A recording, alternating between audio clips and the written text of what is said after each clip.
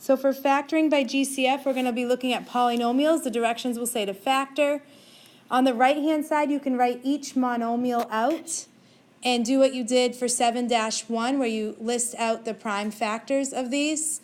And then you see what's in common. There was only an x in common, and you'll see next what we're going to do with that x. So if we look at our GCF, that was x. That's what was in common on the right-hand side that we crossed out. That goes to the left of the parentheses. And what goes in parentheses is what was left over. I underlined it in pink on the right-hand side. 2 times 2 times x is 4x. And then from the 3x, we only had 3 left. And that's what goes inside the parentheses, and we keep that minus sign there.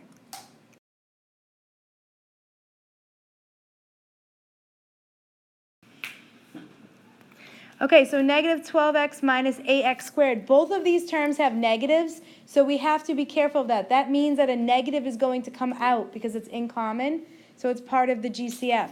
If I break it down to the right, like I did, there's a negative 1 to take the place of both of those negatives. So we have a negative 1 for both of them, so that's in common. So that gets crossed out. A 2 is going to get crossed out, another 2, and an x. So I have to multiply all of that. Negative 1 times 2 is negative 4 with the x. So negative 4x. And my leftovers are going to go inside. Okay, this problem would say to factor. This isn't a realistic problem, but it is in the book for a reason. It's going to help us in 7-3. So when you look at this problem, you'll see that there are 2 binomials that are the same, x minus 3 and x minus 3.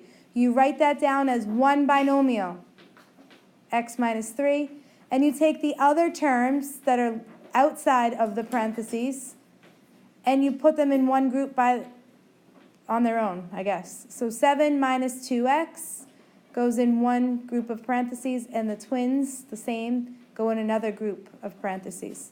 And that's all you do.